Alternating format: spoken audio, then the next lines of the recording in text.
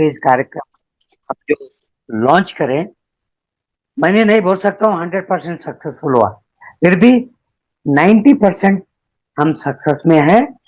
कुछ लोगों ने सिर्फ मेमोरेंडम दे दिए, कुछ लोगों ने बात करे, कुछ लोगों ने कन्विंस करे, और मेजॉरिटी ऑफ जगह में हमारे फर्स्ट फेज कार्यक्रम हो गया, नो डाउट। और कुछ जगह से हमको फोन भी आया, हमको थोड़ा टाइम एक्सटेंड करिए, ये नेक्स्ट सैटरडे संडे जो एमपी लोग जो आते हैं उनका हम जगह निवेदन दे, उसके भी हमको परमिशन दीजिए बोल के कुछ कुछ जगह में, मेजोरिटी जगह में तो बहुत अच्छा हुआ। मैं तो सब स्टेट का नाम लेना पड़ता जो लोग अच्छा अच्छा काम करे हैं। एमपी को तो अब तक बहुत सारे बार हमने निवेदन दिए हैं, लेकिन इस बार जो फोर्सफुल उसमें ड्राइव था वो बहुत अच्छा था और सबने मिलके बहुत अच्छा काम किया है। और सभी राज्यों ने, कुछ जगह पे अभी तक ये होना बाकी है, और इसके लिए मैं उन हमारे नेतागणों को रिक्वेस्ट करता हूँ वहाँ के कि इस पे थोड़ा ध्यान दे। ये बहुत महत्वपूर्ण कदम है।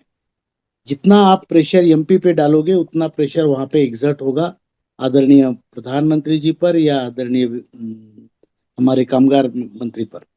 तो इसीलिए इसको ये करना बहुत जरूरी है, बड़ी संख्या में जाना।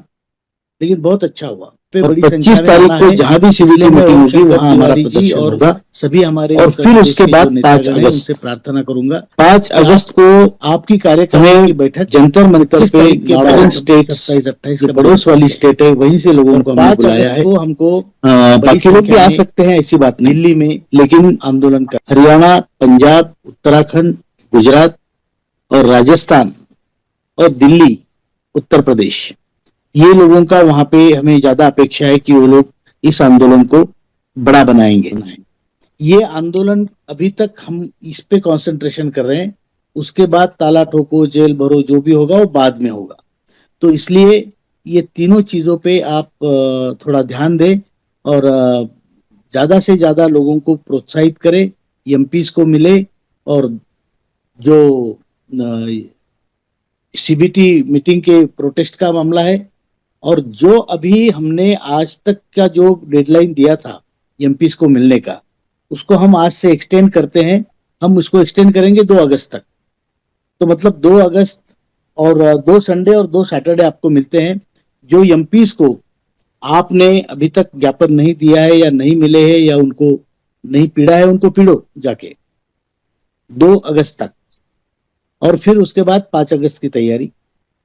तो ये सारा मामला है। सभी भाइयों के प्रति एक बार और आपसे बता दें कि हमारे माननीय कमांडर साहब के जितने भी एनएसी के वीर सपूत हैं, उन सब ने इस फर्स्ट फेज के कार्यक्रम को सफल बनाने के लिए पूरी ताकत लगाई है, एड़ी से चोटी तक का जोड़ लगाया है। लेकिन कुछ शेष भाग रह चुके हैं, उसका कारण हो सकता है अलग अलग हो।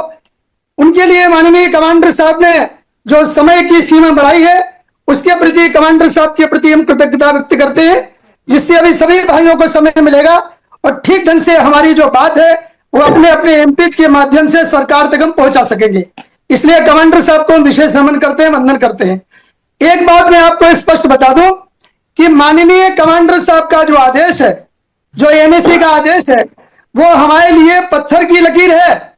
वह हमें किसी भी हालत में पूरा करना ही है, पूरे जी जान से पूरा करना है।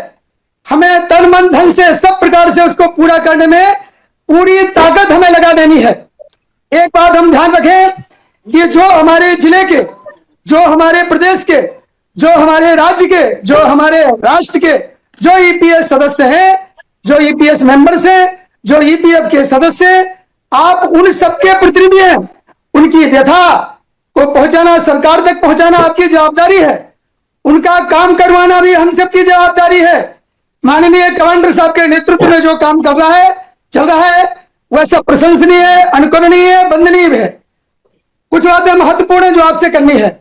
सबसे पहली बात मैं आपको बता दूं कि जिस प्रकार से माननीय कमांडर साहब ने कहा कि हमें एमपी महोदय के माध्यम से अपनी बात सरकार तक पहुंचानी है, जितना एमपी महोदय के माध्यम से अपनी बात पहुंचानी जरूरी है, उतनी ही बात एक और महत्वपूर्ण है कि जो हमें पुलिस स्टेशन को परमिशन की अनुमति की जो हमें लेटर देना था, जो पत्र देना था, उतना ही जरूरी है।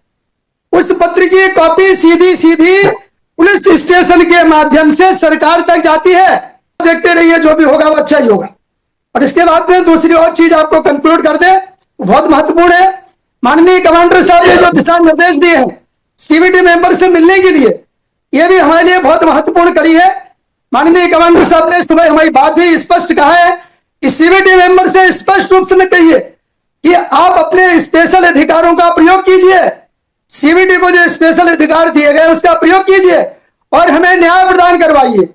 वो भी जो है माननीय कमांडर साहब के नेतृत्व में वो सब किया जाएगा। आप सबसे प्रार्थना है कि आने वाले जो आंदोलन है, अभी 2 फेज की हम बात कर रहे हैं, और जो आप माननीय कमांडर साहब ने बताया है कि हमारा 5 तारीख का कार्यक्रम कैसे प्रभावी ढंग से हो, जो उन्होंने आगे के दिशा निर्देश दिए हैं, हम सब मिलकर पूरी तरह से उसका पालन करेंगे। हम आपको हायर पेंशन के बारे में एक लाइन में कंक्लूड कर दें कि हायर पेंशन बिना भेदभाव के सभी को मिले, नंबर 1।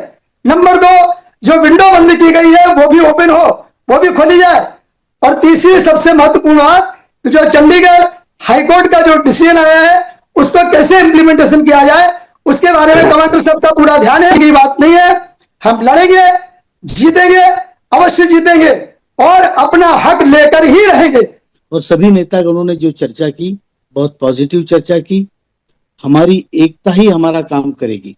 और जो हम लोगों ने अब तक के जो आंदोलन किए, बहुत बढ़िया तरीके से फर्स्ट फेज हुआ है। सभी को धन्यवाद देता हूँ, बहुत बढ़िया प्रोग्राम रहे, आगे के फेजेस भी ऐसे ही अच्छे रहे, ये इसकी कामना करता हूँ।